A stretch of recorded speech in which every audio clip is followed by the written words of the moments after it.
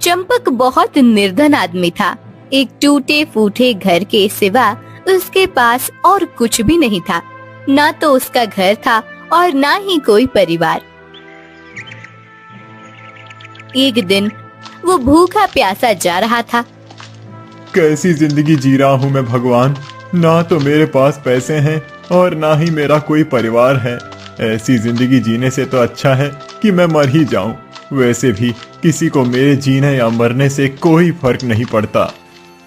चंपक अपनी जिंदगी से तंग आकर नदी पर अपनी जान देने जा रहा था।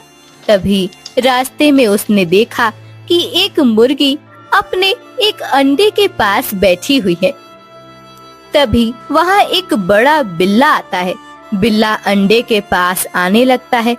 उसे पास आता हुआ देख मुर्गी अपने पंख फड़फड़ाने लगती है। बिल्ला उस अंडे को अपने मुंह में पकड़ लेता है। बचाओ, कोई मेरे बच्चे को बचाओ। मुर्गी की आवाज सुनकर चंपक वहाँ जाता है। मुर्गी के अंडे को बिल्ले के मुंह में देखकर चंपक वहीं पड़ा हुआ एक डंडा उठाता है और बिल्ले को पीटने लगता है। छोड़ छोड़ उस अंडे को। एक माँ के सामने उस बच्चे को खाने वाला है तू। छोड़ दे उसे। चंपक जोर जोर से बिल्ले को पीट रहा था। बिल्ला अंडे को छोड़कर भाग जाता है। फिर तुमने आज मेरे इस अंडे की रक्षा करके मुझ पर बहुत बड़ा एहसान किया है। नहीं, मैंने कोई एहसान नहीं किया। ये तो मेरा फर्ज था। लेकिन तुम एक मुर्गी होकर हम इंसानों की भाषा में कैसे बात कर रही हो? वो तुम्हें बाद में पता चल जाएगा। लेकिन ये बताओ कि तुम इतने मायूस होकर कहाँ जा रहे थे? मेरा इस दुनिया में कोई नहीं है। मैं बहुत गरीब हूँ। मेरे पास कोई काम नहीं है। मेरे जीने का कोई अर्थ नहीं है। इसीलिए मैं अपनी जान देने जा रहा हूँ। क्या जान देने जा रहे थे? जान देना ये किसी भी समस्या का समाधान नहीं है। लेकिन मैं जीकर भी क्या करूँ? मेरे जीने का कोई आधार नहीं है और ना ही कोई फायदा। नहीं, ये कोई उपाय नहीं है। तुम्हारी इस समस्या से बाहर निकलने में मैं तुम्हारी मदद करूंगी। ये लो, ये मेरा अंडा। कुछ दिनों के बाद इससे एक मुर्गी बाहर आएगी जो तुम्हें रोज अंडे देगी। तुम उन अंडों को बेचकर अपना गुजारा कर सकते हो। तुम्हें पैसे मिल जाएंगे और तुम अपना जीवन सुधार सकोगे। क्या मुर्गी रोज अंडे देगी? हाँ, समय आने पर तुम्हें सब पता चल जाएगा कि ये सब क्यों और कैसे हो रहा है। अभी तो तुम सिर्फ ये अंडा लेकर अपने घर जाओ और अपनी जान देने का विचार हमेशा के लिए त्याग दो। चंपक मुर्गी का दिया हुआ अंडा लेकर घर आता है। कुछ दिनों के बाद उस अंडे से एक बड़ी मुर्गी बाहर आती है जो आते ही कुछ अंडे डालती है। अरे, ये तो चमत्कार हो गया। इस अंडे में से तो इतनी मुर्गी बाहर आई हैं और उसने आते ही इतने अंडे डाल दिए। मुझे तो लगता है कि ये मुर्गियां कुछ चमत्कारी हैं। चलो, अब इन अंडों को बेच कर आता हूँ। चंपक अंडे बेचने चला जाता है। दिन बीतते जाते हैं। चंपक अब रोज अंडे बेचने जाता था और उसे अच्छे पैसे भी मिलते थे। एक दिन, अरे चंपक, तुमने कितनी मुर्गियां पाली हैं? रोज अंडे बेचने जाते हो। राव जी, मैंने तो एक ही मुर्गी पाली है। मेरे पास ज्यादा मुर्गियां रखने की जगह कहाँ है? क्या? सिर्फ एक मुर्गी? एक मुर्गी इतने अंडे देती है रोज? कमाल है। हाँ, मेरी मुर्गी कमाल की तो है। कुछ दिनों के बाद उस राज्य के महाराज की पत्नी बहुत बीमार हो जाती है। उनकी कमजोरी किसी भी औषधि से कम नहीं हो रही थी। तब महाराज, महारानी इतने दिनों से बीमार हैं, उनकी कमजोरी ठीक होने का नाम ही नहीं ले रही। अगर ऐसा ही चलता रहा तो महारानी का स्वास्थ्य और बिगड़ सकता है। मैं तो उसी के बारे में विचार कर रहा हूँ महामंत्री जी, परंतु समझ नहीं आ रहा कि ऐसा क्या उपाय करें कि महारानी की कमजोरी कम हो जाए। वैद्य जी की सभी औषधि देकर देख ली, कई प्रकार के सूखे मेवे और फलों का रस भी महारानी को पिलाया, उत्तम प्रकार का भोजन दिया, गाय का शुद्ध दूध और घी भी खिलाया, परंतु महारानी के शरीर में शक्ति आ ही नहीं रही। 2 कदम चलते ही महारानी गिर जाती हैं। उन्हें ऐसे सदा सोए हुए देखना भी मुझे अच्छा नहीं लग रहा। मुझे उनके स्वास्थ्य की बहुत चिंता हो रही है। महाराज, मैंने कहीं सुना था कि यदि किसी बीमार या कमजोर व्यक्ति को देसी मुर्गी के अंडे खिलाए जाएं, तो उसमें तुरंत शक्ति आ जाती है। यदि हमने महारानी को देसी अंडे खिलाए तो कदाचित उनमें भी शक्ति आ जाएगी और उनकी कमजोरी कम हो जाएगी। क्या देसी अंडे? हाँ महाराज, हमने आज तक इतने उपाय किए हैं, एक उपाय और करके देखते हैं। परंतु हमारे राज्य में देसी अंडे कहाँ मिलेंगे? वो तो मैं ढूंढता हूँ महाराज, आप मुझे थोड़ा समय दीजिए।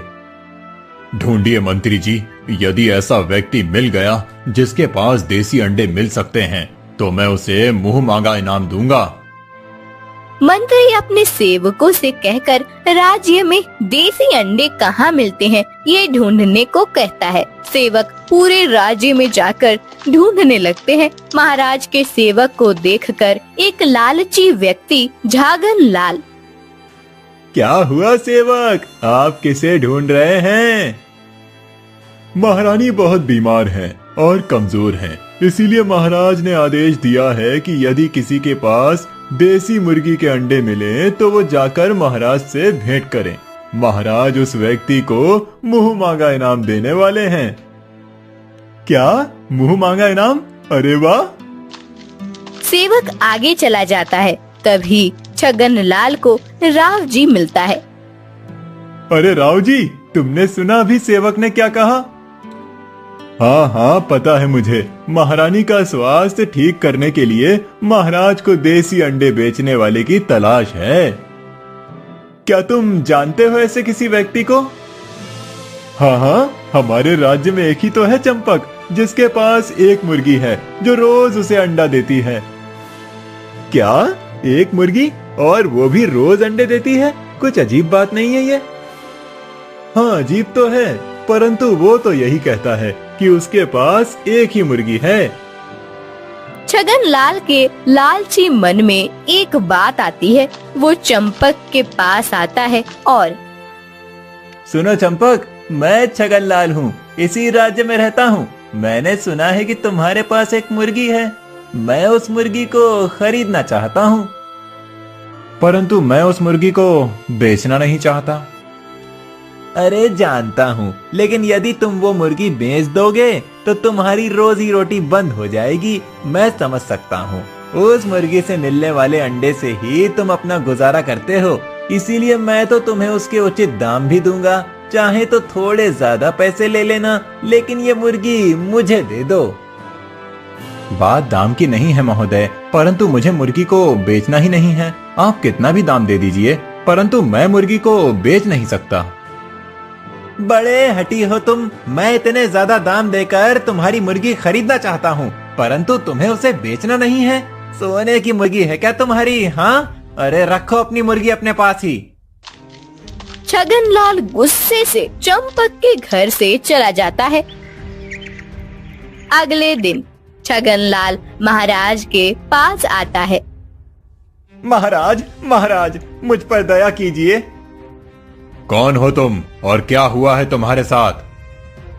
महाराज, मैं आपके राज्य का सामान्य नागरिक हूँ, अंडे बेचने का काम करता हूँ। मैंने कल आपके एक सेवक से सुना, महारानी के उपचार के लिए आपको देसी अंडे की आवश्यकता है। मैं अपनी देसी मुर्गी आपके पास लेकर ही आ रहा था कि तभी चंपक नाम के एक व्यक्ति ने मेरी मुर्गी चुरा ली और उसे अपने घर में छुपा कर रखा है उसने। क्या? इतना बड़ा अपराध? महारानी के उपचार हेतु लाई जाने वाली मुर्गी की चोरी की उस दुष्ट ने? ये तो राजद्रोह है। सिपाहियों, अभी जाकर बंदी बना लो उस दुष्ट चंपक को और मेरे सामने लेकर आओ। सिपाही जाकर चंपक को पकड़कर ले आते हैं। छगनलाल मन ही मन हंस रहा होता है। क्या हुआ महाराज, मुझे ऐसे पकड़कर यहाँ क्यों लाए हैं? इतना बड़ा राजद्रोह किया है तुमने और पूछ रहे हो कि मैंने क्या किया है? इतना बड़ा अपराध करते हुए तुम्हें थोड़ा सा भी भय नहीं लगा? अपराध? राजद्रोह? ये आप क्या कह रहे हैं महाराज? मेरी तो कुछ समझ में नहीं आ रहा है। अब इतने भोले मत बनो चंपक। ये छगनलाल जब अपनी मुर्गी राजमहल ला रहा था तब तुमने उसकी मुर्गी चुराई, ये जानते हुए भी कि महारानी को देसी अंडे खाने की आवश्यकता है। यदि उन्हें अंडे नहीं खिलाए गए तो उनका स्वास्थ्य और खराब हो जाएगा। नहीं महाराज, वो मुर्गी मेरी है और सच में मुझे महारानी के स्वास्थ्य के बारे में कुछ भी नहीं पता था। अगर मुझे पहले पता होता तो मैं खुद यहाँ रोज आकर अंडे दे जाता। मेरी मुर्गी तो बहुत सारे अंडे देती है। ये छगनलाल झूठ बोल रहा है। महाराज, इसके पास कोई मुर्गी नहीं है। उल्टा ये मेरी मुर्गी मुझसे खरीदने के लिए मेरे घर आया था। नहीं महाराज, ये झूठ बोल रहा है। यही आया था मेरे पास आपकी घोषणा सुनकर। जब सेवक ने बताया कि जो भी व्यक्ति महारानी के लिए देसी अंडे ले जाएगा उसे महाराज मुंह मांगा इनाम देंगे। ये सुनकर इसके मन में लालच आ गया होगा, इसीलिए मेरी मुर्गी पानी के दाम में मांग रहा था मुझसे। नहीं महाराज, ये झूठ बोल रहा है। सच तो ये है कि ये छगनलाल आया था मेरे घर और 2 गुनी कीमत देकर मेरी मुर्गी खरीदना चाहता था। अच्छा, तो ये बताओ कि तुम्हारे घर जो मुर्गी है वो तुम्हारे पास कैसे आई? महाराज, उस मुर्गी की माँ ने ही मुझे एक अंडा दिया था जिससे वो मुर्गी बाहर आई थी। मुर्गी की माँ ने? अर्थात एक मुर्गी ने तुम्हें अपना अंडा दिया था? हाँ महाराज, उस मुर्गी ने कहा था कि इस अंडे से जो मुर्गी बाहर आएगी वो रोज अंडे देगी। मुर्गी ने कहा था? वो मुर्गी हम मनुष्यों की भाषा में बात कर रही थी? हाँ महाराज, वो मुर्गी हमारी भाषा में बोल रही थी। अब तो मुझे पूर्ण विश्वास हो गया है कि तुम असत्य बोल रहे हो। एक मुर्गी हमारी भाषा में कैसे बात कर सकती है? सिपाहियों, इस दुष्ट राजद्रोही को दंड दे दो। सिपाही चंपक को ले जाने लगते हैं। तभी वहाँ वही मुर्गी प्रकट हो जाती है जिसने चंपक को अपना अंडा दिया था। रुकिए महाराज, चंपक सच बोल रहा है। मुर्गी को इंसानी भाषा में बात करता हुआ देख सभी चौंक जाते हैं। देखा महाराज, मैं सच बोल रहा था ना, ये मुर्गी हमारी भाषा में बात करती है। हाँ महाराज, चंपक सच बोल रहा है। मैंने ही उसे मेरा अंडा दिया था। उस दिन चंपक ने मेरे अंडे को एक बागड़ बिल्ले से बचाया था, मेरी मदद की थी, इसलिए मैंने खुश होकर उसे मेरा अंडा दिया था। वो सब तो ठीक है, परंतु तुम हमारी भाषा में बात कैसे कर सकती हो? इसका रहस्य क्या है? महाराज के ऐसे पूछते ही रोशनी छा जाती है और मुर्गी की जगह एक सुंदर परी प्रकट होती है।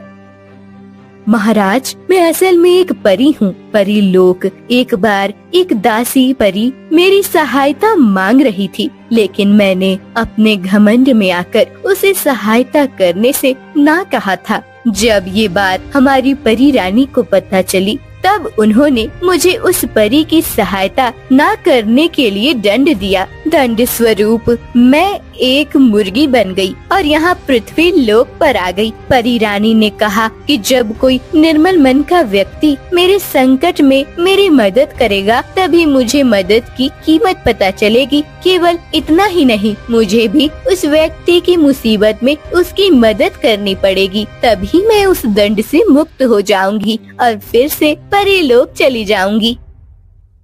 सिपाहियों, चंपक को छोड़ दो। परी की बात सुनकर मुझे विश्वास हो गया है कि ये सच बोल रहा है।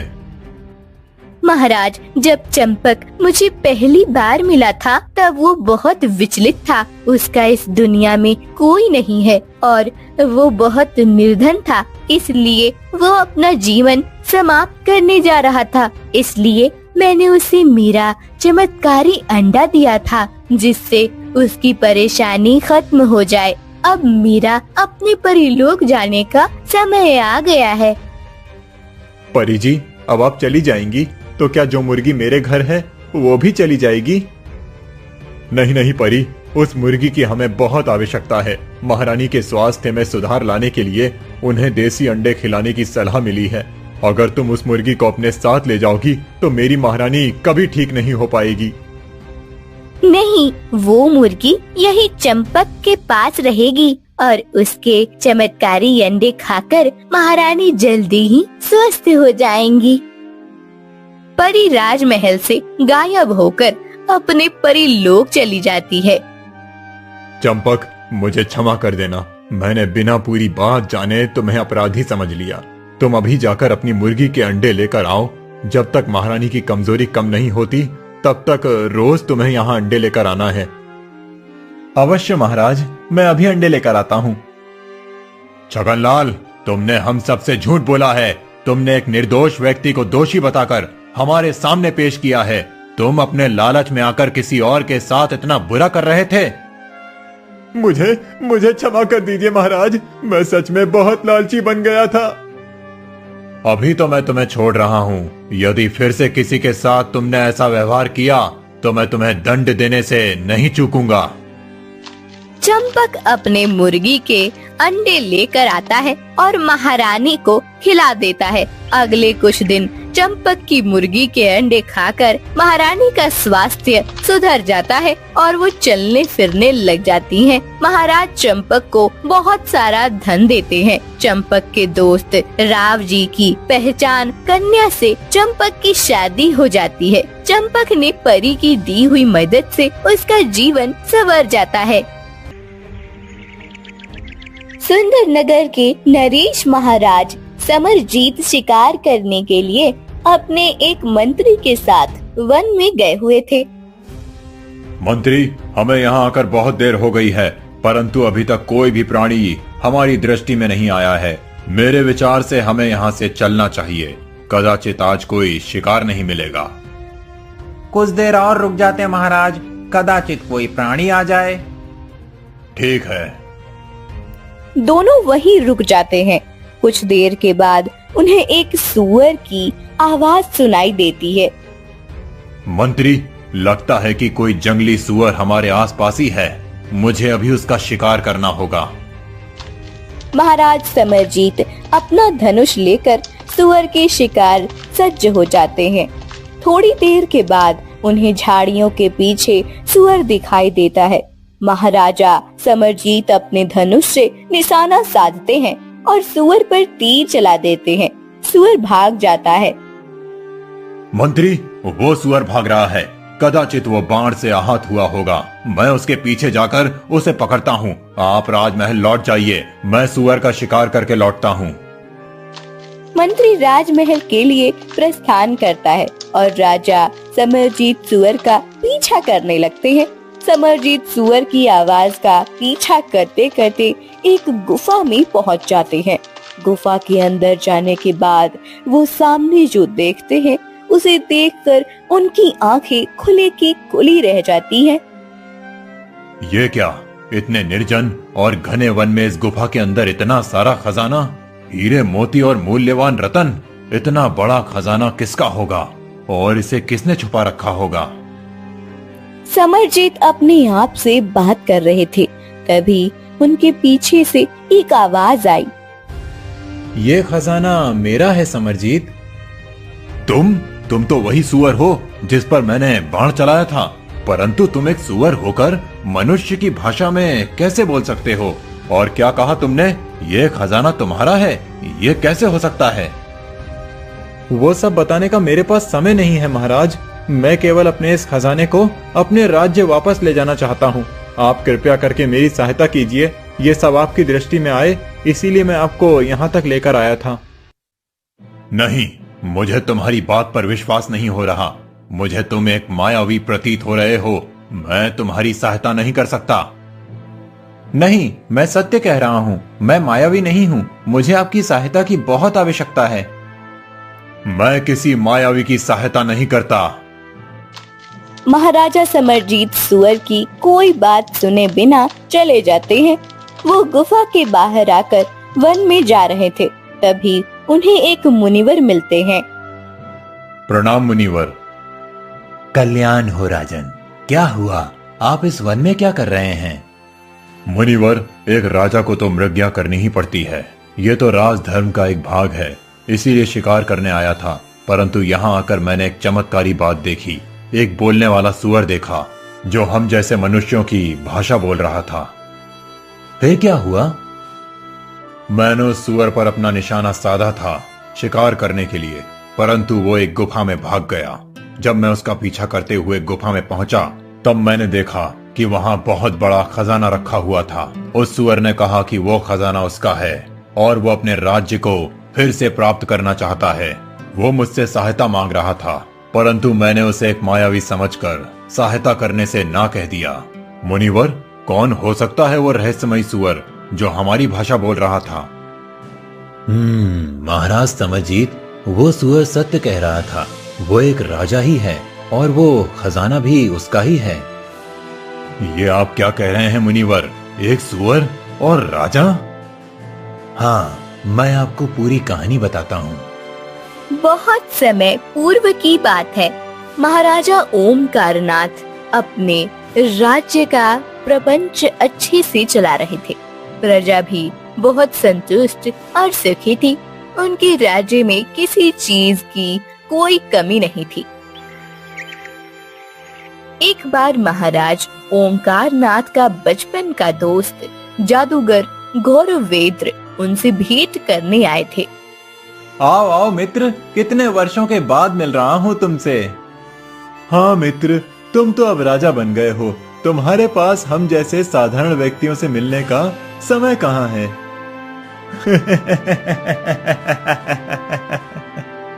तुम और साधारण मित्र, मैं राजा अवश्य बन गया हूँ, परंतु मेरी दृष्टि सभी गतिविधियों पर रहती है। तुम्हें क्या लगता है कि मैं नहीं जानता कि तुम कितने बड़े जादूगर बन गए हो? पूरी धरती पर तुम जैसा कोई जादूगर नहीं है। अरे तुम्हारी इस कला के चर्चे तो दूर दूर तक होते हैं। कई राज्यों के राजा महाराज मनोरंजन के कार्यक्रम करने के लिए तुम्हें बुलाते हैं। हाँ, ये तो है। मैं अपनी कला का प्रचार प्रसार करते हुए बहुत प्रवास करता हूँ, इसी कारण से किसी से भेंट नहीं कर पाता। मित्र, अब तुम यहाँ आए हो तो मेरी प्रजा के मनोरंजन के लिए भी कोई कार्यक्रम करो। मेरी प्रजा के सामने भी अपनी कला का प्रदर्शन करो। अवश्य, मैं दूसरे राजाओं के लिए अपनी कला का प्रदर्शन करता हूँ, तो अपने मित्र के लिए तो कर ही सकता हूँ। अगले दिन जादूगर गौरवेंद्र महाराज ओमकारनाथ की प्रजा के सामने अपने कला का प्रदर्शन करता है। बड़े प्रांगण में गौरवेंद्र पूरी प्रजा के सामने अपनी जादू दिखाता है। गौरवेंद्र की जादू देखकर सभी प्रजाजन अति प्रसन्न हो जाते हैं। महाराज ओमकारनाथ भी प्रजा को प्रसन्न देखकर प्रसन्न हो गए थे। मित्र, तुमने तो आज बहुत अद्भुत कार्य किया है। मैंने मेरी प्रजा को इतना प्रसन्न पहले कभी नहीं देखा। मेरा राज्य बहुत बड़ा है, इतने सारे प्रवासी हैं, सभी संतुष्ट हैं, परंतु आज इनके आनंद की कोई सीमा नहीं है। इतने वर्षों में पहली बार इन सब ने ऐसा कुछ अद्भुत देखा है। मैं तुमसे बहुत प्रसन्न हूँ मित्र। मांगो, क्या उपहार चाहिए? अरे, तुम तो मेरे मित्र हो, तुम्हें मुझे कुछ भी देने की आवश्यकता नहीं है। फिर भी यदि तुम मुझे कुछ देना ही चाहते हो तो अपना ये राज्य दे दो। मुझे तुम्हारे राज्य से बहुत प्रेम हो गया है। इतने बड़े हो गए हो, फिर भी अभी तक तुम्हारा चेष्टा करने का स्वभाव नहीं बदला है। मेरा उपहास कर रहे हो ना? तो क्या सत्य में मैं तुम्हारा राज्य मांग रहा हूँ? नहीं, मुझे कुछ नहीं चाहिए। कुछ कैसे नहीं चाहिए? कुछ ना कुछ तो तुम्हें लेना ही होगा। ऐसा कहकर ओमकारनाथ अपने गले के मूल्यवान रत्नों की माला निकालकर जादूगर गौरवेंद्र के गले में पहना देता है। अगले दिन, मित्र, तुमने मेरी कला तो देख ली, अब मुझे भी तुम्हारी कोई कला दिखाओ। मैं अपनी कौन सी कला दिखाऊं तुम्हें? अभी युद्ध का कोई अवसर नहीं है, अन्यथा मैं तुम्हें अपना युद्ध कौशल दिखाता। कोई बात नहीं मित्र, युद्ध कौशल नहीं तो तुम मुझे अपनी शिकार की कला तो दिखाओ। अरे, मैंने सुना है कि राजा महाराजाओं को मृज्ञान करना उनके राजपाट का एक भाग होता है। तुम भी तो शिकार करते ही होगे। चलो हम शिकार करने के लिए चलते हैं। दोनों मित्र शिकार करने के लिए वन में चले जाते हैं। वन में ओमकार नाथ एक सुअर की शिकार करते हैं। फिर मित्र ओम प्रकाश, तुम तो सच में बहुत अच्छे शिकारी हो। इतना अचूक निशाना साधा है तुमने। अब मैं तुम्हें अपना एक और जादू दिखाता हूँ। ऐसा कहकर गौरवेंद्र अपनी जादू से अचानक ओमकार नाथ को एक सुअर में बदल देता है।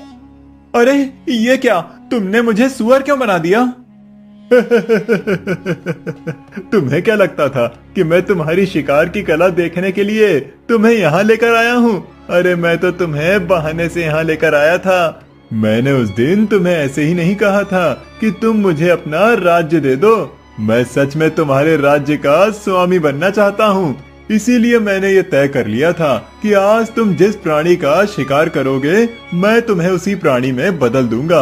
अब तुम यहीं वन में रहोगे और मैं तुम्हारे राज्य का स्वामी बनूंगा। गौरवेंद्र ओमकार नाथ को सुअर बनाकर कपटी हंसी के साथ उसके राज्य चला गया। गौरवेंद्र उसके राज्य में जाकर ये अफवाह फैला दी कि ओमकार नाथ राज्य का खजाना लेकर भाग गया है। गौरवेंद्र ने अपनी जादू पूरी प्रजा पर चला दी। प्रजा ने उसे राजा स्वीकार कर लिया और ओमकार नाथ को भगोड़ा करार दिया। मुझसे तो बहुत बड़ी भूल हो गई। महाराज ओम प्रकाश को सत्य में मेरी सहायता की आवश्यकता है। मुझे उनके लिए कुछ करना चाहिए। राजन, गौरवेंद्र ने ओमकार नाथ के राज्य के आसपास एक सुरक्षा कवच बना लिया है जिससे कोई भी उस राज्य में प्रवेश ना करे। तो मैं उस सुरक्षा कवच को कैसे भेज सकता हूँ मुनिवर? आप ही मेरी कोई सहायता कीजिए।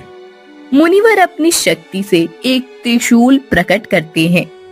ये लो राजन, इस त्रिशूल से आप सुरक्षा कवच को भेज सकते हैं, परंतु एक बात याद रहे, जादूगर ने अपना जादू उस रत्न की माला में केंद्रित करके रखा है जो माला उसे ओमकार नाथ ने पहनाई थी, और उस माला को उसने एक तोते के गले में पहनाकर रखा है। तुम्हें राजमहल में जाकर उस तोते को खोजकर बिना उसे आहत किए उस माला को प्राप्त करना होगा और उसे तोड़ देना होगा।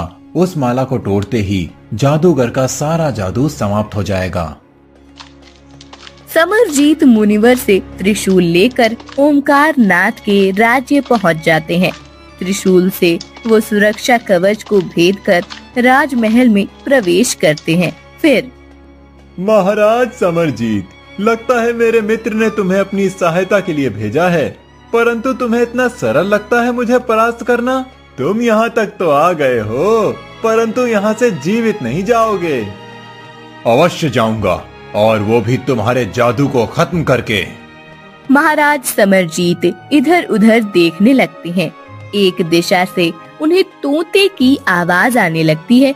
वो उस दिशा की ओर भागते हैं। गौरवेंद्र भी उनके पीछे आता है। समरजीत एक कमरे में पहुंचते हैं। वहां वो देखते हैं कि उस कमरे में बहुत सारे पिंजरे हैं और हर एक पिंजरे में एक एक तोता रखा हुआ था। उन सभी के गले में एक जैसी मालाएं भी थी।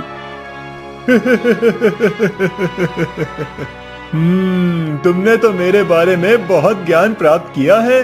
तुम्हें तो ये भी पता चल गया कि मेरी सारी विद्या एक तोते के गले की माला में है, लेकिन ये कैसे पता कर पाओगे कि इन सब तोतों में से वो तोता कौन सा है? महाराज समरजीत देखने लगते हैं। उन्हें समझ नहीं आ रहा होता है कि आखिर वो तोता कौन सा हो सकता है। सभी तोते बिल्कुल एक जैसे होते हैं और उनके गले की मालाएं भी एक जैसी ही होती हैं। बहुत देर तक समरजीत सभी तोते देखते रहते हैं। फिर अपना धनुष निकालकर वो तीर चलाते हैं। एक पिंजरे के अंदर उनका तीर चला जाता है और धीरे से उस तोते के गले की माला हल्के से निकलकर समरजीत के तीर पर अटक जाती है। समरजीत उस माला को तोड़ देता है। नहीं, ये कैसे हो सकता है? तुमने उस तोते को कैसे पहचान लिया? मैंने उन सभी तोतों को ध्यान से देखा। सभी तोते इधर उधर देख रहे थे, लेकिन केवल एक ही तोता था जो तुम्हारी तरफ देख रहा था। उसकी दृष्टि को देखकर मैंने समझ लिया कि वो अपने स्वामी को देख रहा है, इसीलिए मैंने उस पर ही तीर चलाया और मेरा अनुमान सही निकला।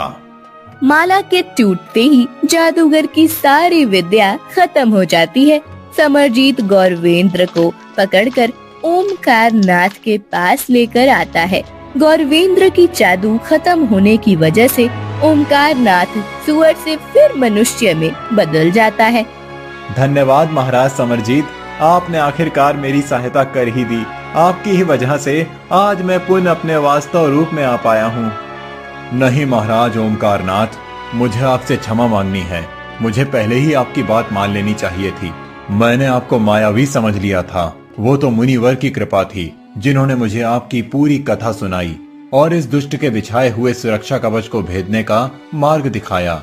महाराज ओमकार नाथ, ये लीजिए अपराधी, इसे अब आप ही दंड दीजिए। अवश्य महाराज, ये तो मेरे मित्र के रूप में एक भयानक शत्रु है। इसे मैं अपने राज्य में ले जाकर पूरी प्रजा के सामने दंडित करूंगा। परंतु महाराज, मुझे एक बात समझ नहीं आई कि उस गुफा में इतना सारा खजाना कहां से आया और आप उसे अपना क्यों बता रहे थे?